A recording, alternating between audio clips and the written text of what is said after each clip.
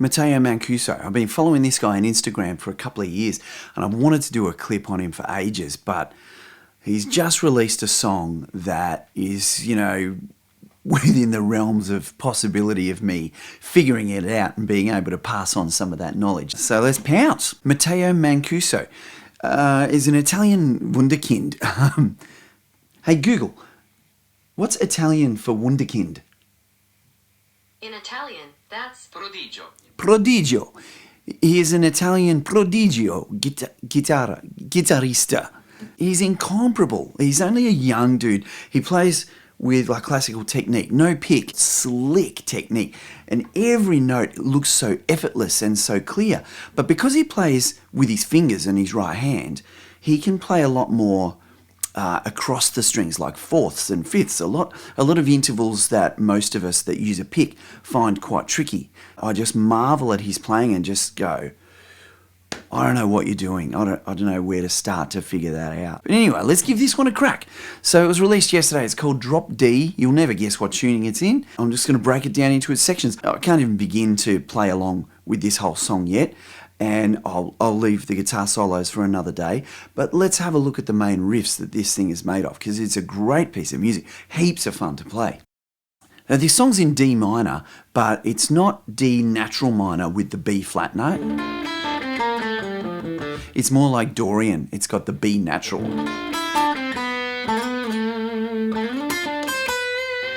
You can hear that tonality all through the song. The other interesting thing about this song is it's in 12/8. It's quite a pacey 12/8. It's probably, I'm guessing, a couple of hundred BPM maybe. It's very pacey. So it starts with a riff like...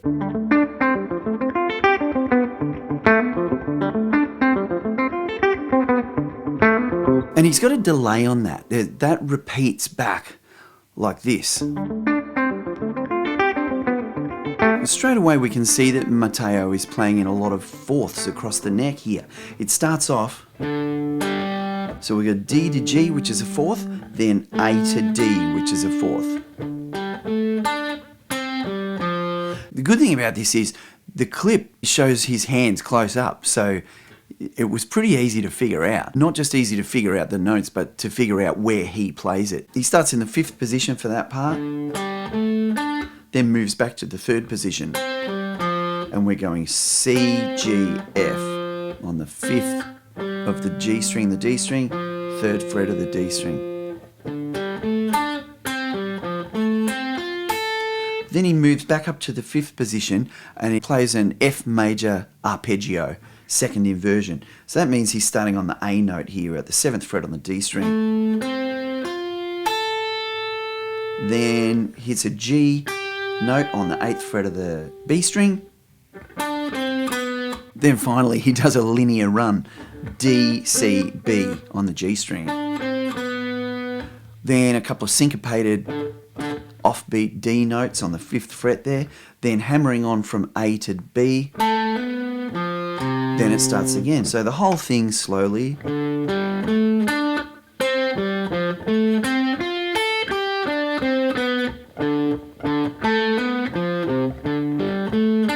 And so on. So that's the intro of the song. Then Matteo comes in with a great little melody line. So I kind of count it 1, 2, 3, 4, 5, 6. So 1, 2, 3, 4, 5, 6. 1, 2, 3, 4, 5, 6. So that's the feel. Now when this melody comes in, he starts on beat 3. 1, 2, 3, 4, 5, 6. 1, 2. That's the main melody. So again, we're moving in fourths. We start on a D on the 7th fret of the G string, then a G on the 8th fret of the B string, C, 8th fret of the E string. Slide that up to the D on the 10th fret, pull off back to the C on the 8th fret, G, F, E. So that's 8th fret on the B, 10th and 9th on the G. Then into the 10th position, sliding into that 10th fret on the B string, and a C on the 13th fret back to the A. 1, 2. The answering phrase to that is... So that one starts on the G note on the 8th fret of the B string. Then the way I'm hearing it is he grabs the 9th fret, but only as a grace note, slides straight back into the G. Back to the F on the 6th fret, D to A on the 7th fret, and then D, F, D. Then the initial lick again.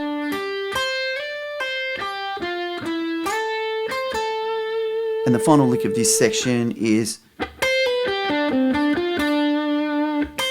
starting on the C on the 8th fret of the E string, 7th fret, 8th fret of the B string, 7th fret of the G string, 10th fret of the D string, back to the D note on the 7th fret of the G string, 10th fret, which is an F note, back to the 7th fret.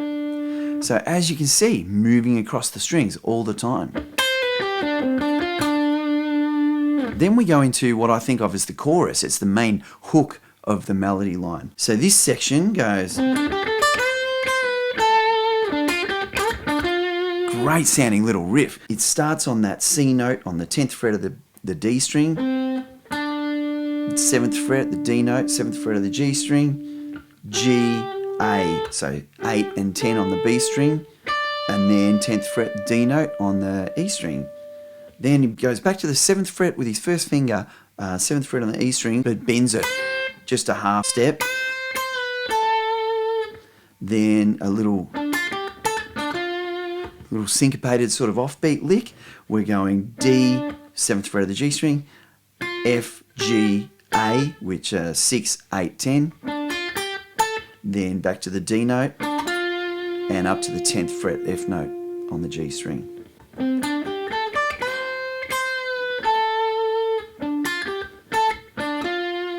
Then the answering phrase to that finally uses the natural minor B flat note. So that little run is just 7th fret, it's an A note, 7th fret of the D string, to the D note on the 7th fret of the G string, back to C on the 5th fret, A to G on the D string, 7th to 5th, F note, 8th fret of the A string. But then he goes, so sliding from 7 to 8 into that B flat note. And back to the G note on the 5th fret. Then we do that main hook again. Exactly the same as last time, but the last two notes are reversed. Instead of D, F, we've got F, D. Then that final lick. Now this gets to one of the first parts of the song that I have very little chance of playing the way Matteo plays it. It's the same run as before, but instead of going like we did the first time, we go back to an E flat note. Oh, but that's not all. Matteo plays this wonderful chord here. I would think of it as a polychord. I think it's an F chord over an E flat chord. So he's playing an E flat 5, those two notes, but at the same time he's playing these three notes, 5th, 6th, 5th on the bottom three strings, like a little D chord shape up at the 5th fret, which is an F. So to play those together, we've got to flatten our first finger on the bottom three strings, third finger on that 6th fret, second finger on the root note on the 6th fret of the A string, and pinky stretched out to that 8th fret B flat note. So he goes...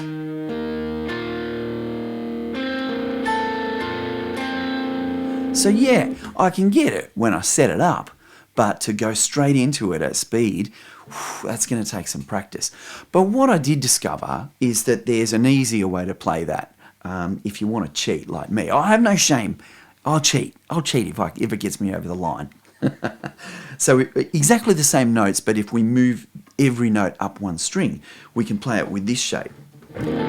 So I've got 13, 13 on the top two strings, 10, 10, 10.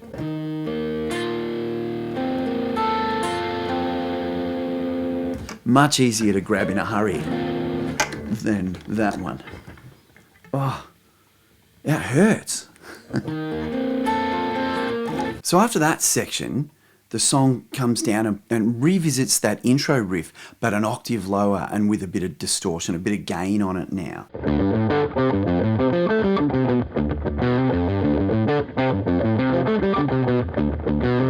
It's the same riff, but it's a little bit harder to play because it's lower down the neck, so the frets are a little bit further apart. Let's break this bit down. So we're on our open D-tuned E string, so a D string. We're going open 5, 7, then 5 on the A string. Then we move back to third position. So it's the same as we did here. 3, 5, 3. Then this is the tricky bit. Got to reach up to the 7th fret, 3rd fret on the A string, 3rd fret on the D string, 7th fret on the D string. Back to the 5th fret on the D string. Then that linear run, D, C, B, all on the A string, 5, 3, 2. And then we've got the 2 offbeat D notes. And this riff ends 2 different ways. The first one, we do a hammer from 2 to 3 on the A string. That's a B note to a C note. And then a hammer from 3 to 5. That's an F to a G. The second time round, the last pair of notes is 1 to 3. So we've actually changed modes for a split second there. So really slowly that whole section goes.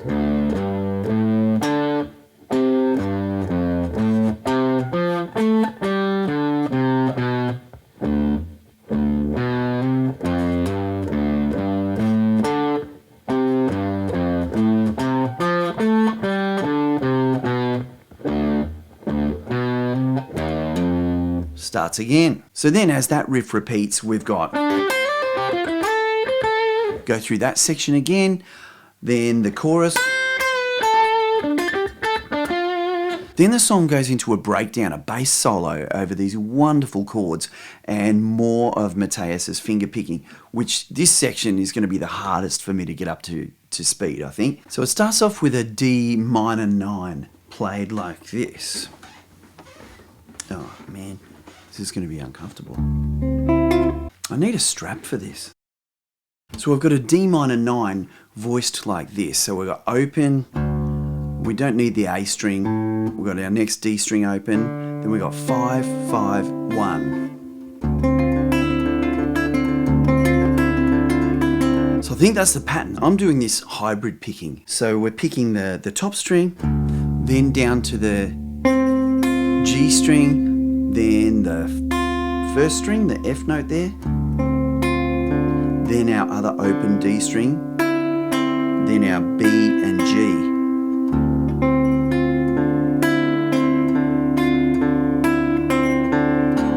Then we got, so if you're using your fingers, you've got 2 thumbs in a row there, D, D. And this pattern repeats throughout this whole section, same chord, same picking for all of these.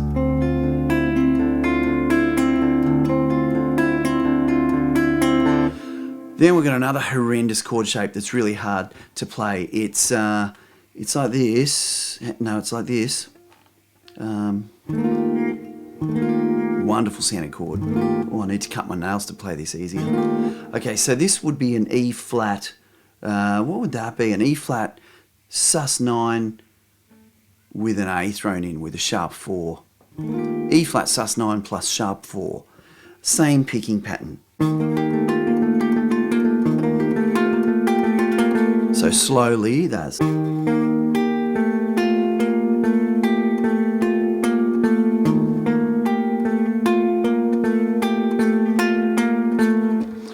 Oh, man, how does he do it? I'll tell you, he is prodigio. Okay, the next 2 chords are both the same shape. The next one is like an E. What's that? Just an E minor 11, I guess. So we'll get our E bass note here on the 2nd fret. We've got a G note here on the 5th fret of the D string. Our first finger is again flattened across the bottom 3 strings, and we're holding this note here on the 3rd fret with our 2nd finger.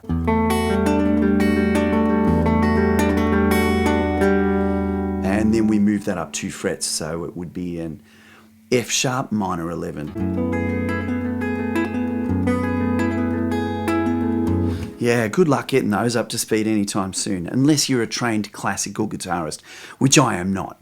But anyway, they sound beautiful. They're fun to play. I've been sitting playing them, and that's probably why my hand's aching now. I've changed my sound back to distortion, but at the end of the bass solo, there's a pause and there's 3 chords, and they are that same shape, that minor 11 shape, played on the F sharp, the G sharp, and then the A. Then the guitar solo begins. I'm going to leave the guitar solo for another day. I haven't even written that part out yet. That's going to take me a little bit longer. After the guitar solo, the song goes into this wonderful half-time 12/8 riff, which sounds really heavy. It's a little bit simpler though. It's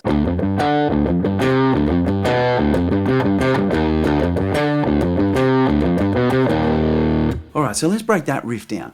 So it's fairly simple because every part of it begins with 0, 3, 5, D, F, G on the D string there. The first time we finish with a D note, 5th fret on the A string, C note, 3rd fret, B note, 2nd fret, back to the C note, the 3rd fret, but this time he goes,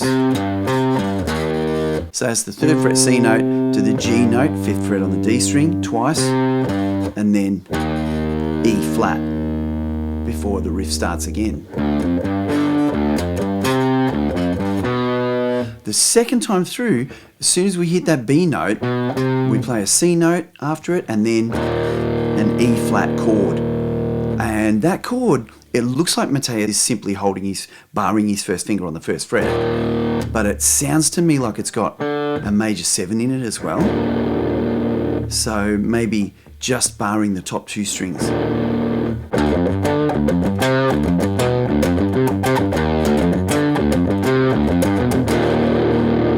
Yeah, like that. Great riff, great riff. Matteo plays another wicked solo over that part, and then the song climaxes with this fantastic escalating run that goes...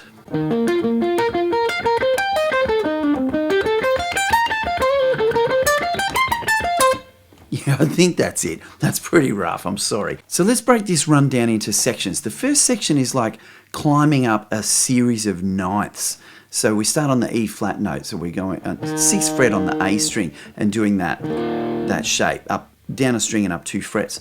So 6th fret, 8th fret on the D, 10th fret on the G.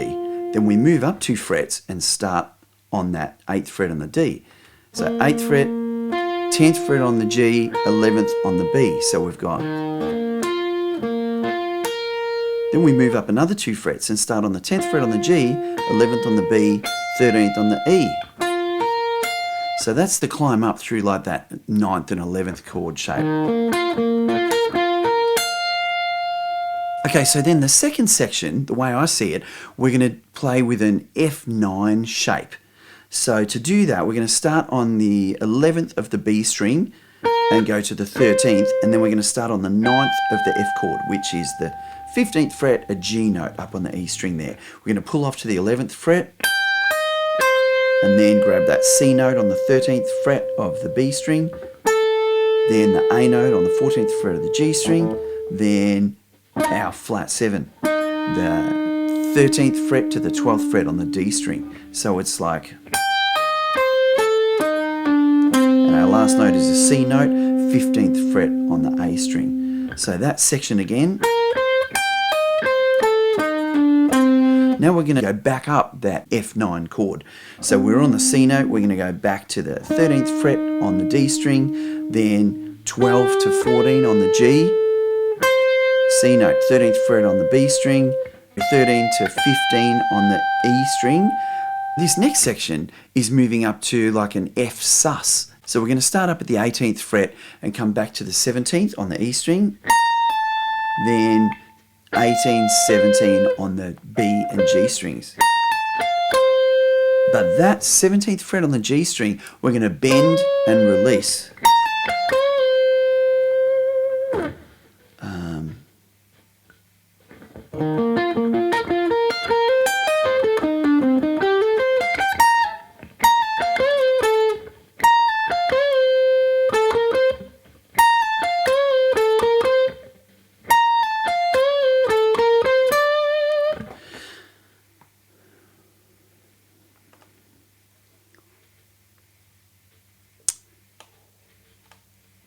So then so the next bit I think of is like a little F suspended fourth triad up at the,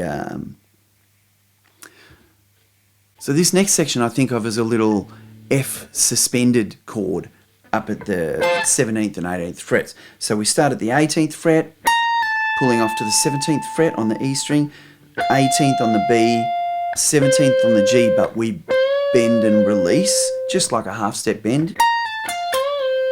Then we go back to the A note, the 14th fret on the G string, and a linear climb up the D natural minor scale from the A. 14th fret on the G string, 15th, which is a B flat, 17th, which is a C note, then 15th, which is the D note on the B string. We play an F note, which is the 18th fret on the B string, G note, 15th fret on the E string, reach right up to the 20th fret on the E string, and then back to our 18, 17, down that same chord again. So that whole run really slowly.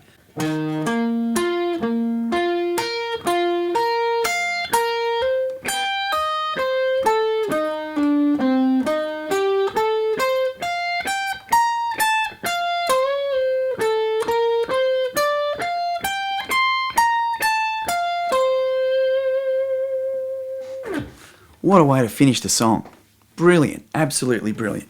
If you haven't heard him, you've got to check this guy out. Like, his covers of things like Chick Corea's Spain are just mind-boggling.